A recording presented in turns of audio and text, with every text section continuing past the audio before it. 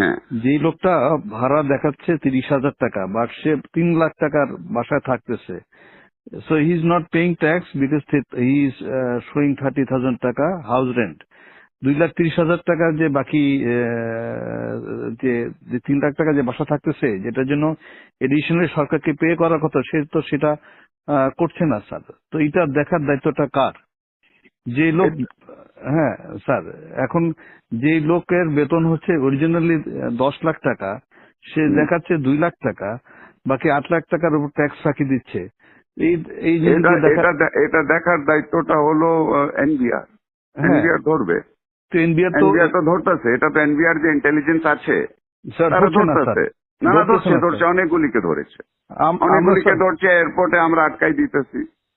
Sir যেই লোক আগে আসছে, সে 8 লাখ টাকা বেতনে ছিল, এখন সে 2 লাখ টাকা বেতনে এখানে চাকরি করতেছে। তো